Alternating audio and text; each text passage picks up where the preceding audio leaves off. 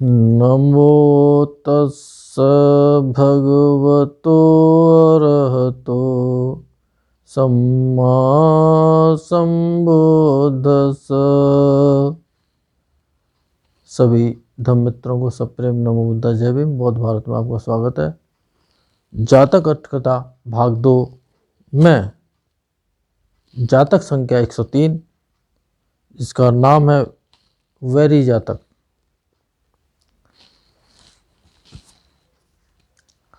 यथ वैरी निवस सिंती, ऐसे करके जातक शुरू हुआ है। यही शब्दावली उस समय की है। हिंदी में आदि गाथा शास्ता ने जैतवन में रहते समय अनाथ पिंडक के संबंध में कही थी। क्या घटना घटी थी वो वर्तमान कथा के अंतर्गत आएगी। वर्तमान कथा। अनाथ पिंडक अपने भोग ग्राम जाकर लौटते हुए रास्ते में उसने चोरों को देख मार्ग में रहना उचित नहीं, श्रावस्ती ही जाऊंगा, यह सोच जल्दी जल्दी तीव्र गति में बैलों को हाँक श्रावस्ती पहुंच अगले दिन जब बिहार गया तो शास्ता से यह वृतांत उसने बताया। शास्ता ने बोला, गृहपति, पूर्व समय में भी पंडित जन मार्ग में चोरों को देख रास्ते में न रुककर अविलंब अपने निवास स्थान पर ही चले गए। कह उनके पूछने पर पूर्व जन्म की कथा कही। अतीत कथा क्या थी पुराने जन्मों की जो कथा थी। पूर्व समय में वाराणसी निरप ब्रह्मदत्त के राज करते समय, उस समय की घटना है जब वाराणसी में निरप ब्रह्मदत्त का शासन था। बोधिसत्व महासंपत्तिशाली सेठ के रूप में उत्पन्न हो एक गांव में निमंत्रण पर भोजन ग्रहण करने जाकर लौटते समय रास्तों में चोरों को देख वहां न ठहर जल्दी जल्दी तीव्र गति में बैलों को हाँक अपने ही घर आकर नाना प्रकार के श्रेष्ठ रसों से युक्त भोजन करके महाशैया पर लेटा हुआ चोरों के हाथ से निकलकर भय रहित स्थान पर अपने घर आ गया हूं, सोच उल्लासपूर्वक यह गाथा कही। वो गाथा यथ वैरी निवसति, ये जहां पर बैरी का निवास हो, पंडित जन को चाहिए कि वहां निवास न करे। जहां दुश्मन रहते हो, जो जान और माल के लिए खतरनाक हो, वहां निवास नहीं करना चाहिए, क्योंकि बैरी के साथ 1 या 2 रात्रि रहने वाला भी दुख ही भोगता है। बैरी बैर भाव से युक्त आदमी निवसति यानी कि प्रतिष्ठित रहता है। न बसे तत् पंडित होती, जहां पर बैरी जन प्रतिष्ठित होकर रहता है, पांडित्य से युक्त पंडित यानी कि ज्ञान से युक्त पंडित जन को चाहिए कि वहां न रहें।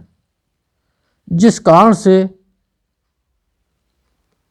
बैरियों के बीच में केवल 1 या 2 दिन रहता हुआ भी दुख भोगता है। बोधसत्व इस प्रकार हर्ष ध्वन करके दान आदि पुण्य कर्म कर यथाशीघ्र परलोक सिधारे। शास्ता ने इस धर्म को देशना करके कहा। जातक का सामंजस्य प्रस्तुत किया।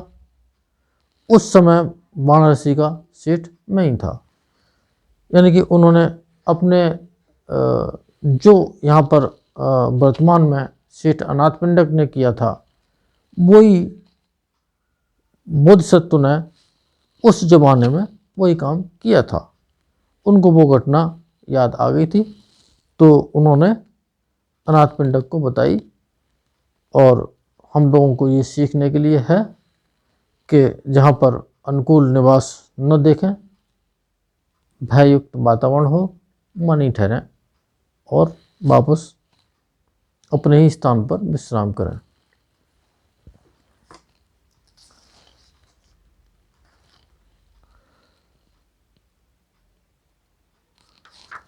एक 104 नंबर जातक और ले लेते हैं। मितविंद जातक। वर्तमान कथा क्या है? पहले मितविंद जातक संख्या 82 में अभी आएगी, पहले भाग में है वो। कहानी उसी के सदृश जाननी चाहिए। अब ये वो पढ़ी जाएगी तभी समझ पाएंगे। फिर भी अतीत काल की जो कथा है वो ये है। लेकिन यह जातक कथा है काश्यप सम्यक संबुद्ध की है। उस समय सिर पर घूमने वाला चक्र धारण किए नरक में जल रहे एक नरकवासी ने, भन्ते मैंने क्या पाप कर्म किया है? बोधसत्व ने, तुमने अमुक अमुक पाप कर्म किया है, यह कथा कही। 4 से 8, 8 से 16 और 16 से 32 की इच्छा करने के कारण यह सिर पर घूमने वाला चक्र प्राप्त हुआ, क्योंकि इच्छा लोभ से ताड़ित मनुष्य के सिर पर चक्र घूमता है। ये जातक आएगा। किसी एक व्यक्ति ने अपनी माँ को मारा था और एक थप्पड़ मारने पर ही, और वो कितनी मुसीबत में पड़ गया था, ये उसका एक छोटा सा अंश है। भाग 1 में उसका पूरा वृत्तांत आएगा। तो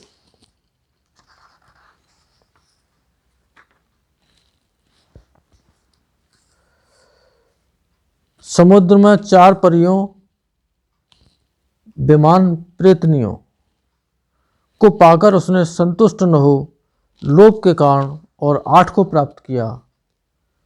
शेष 2 पदों का अर्थ भी इसी प्रकार है।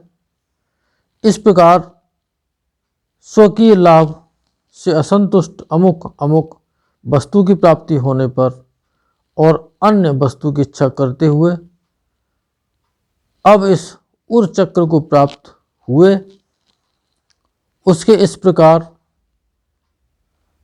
प्रताड़ित तुम्हारे चक्र भमति मत्थ केति, यानी कि पत्थर तथा लोहे से निर्मित 2 प्रकार के चक्रों में से तीक्ष्ण धार वाला लोहे का चक्र पुनः पुनः उसके मस्तिष्क पर गिरने ऐसा कहा गया। यह कहकर बोधसत्व स्वयं देवलोक को गए। वह नरकगामी प्राणी भी अपने पाप कर्मों के क्षीण होने पर कर्मानुसार अवस्था को प्राप्त हुआ। शास्त्रा ने इस धर्म देशना को उपस्थित कर जातक का सामंजस्य प्रस्तुत किया। उस समय मित्र विंदक अब का दुर्वासी भिक्षु था और देवपुत्र तो नहीं था। यानी कि वो कथा जो आई है, एक इकलौता बेटा था किसी माँ का और पिता नहीं था। तो माता ने कहा कि समुद्र के पार जाकर के कोई व्यापार करने की ज़रूरत नहीं है, यहीं पर कामकाज ढूंढ लो। वो नहीं माना। माँ ने रोका तो माँ को मारा और पैसे छीन करके ले करके और समुद्र के रास्ते चला गया और कई लोगों के साथ गया। सभी की नाव डूब गई। वो अकेला किसी तरह से एक किनारे किसी द्वीप पर पहुंच गया। वहाँ पर जो है समुद्र में 4 या 5 जो प्रेतनियाँ होती हैं वो उसको मिली। वो सभी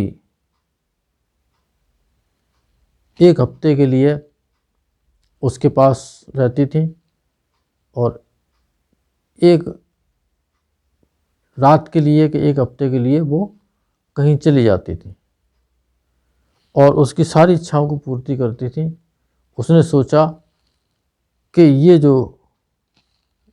जो तैरने वाला जो चीज़ है वो मुझे यहाँ ले आया, तो इस पे मैं और भी तैर के जाऊँ तो और भी कहीं जा कर के मैं ठहरूँगा।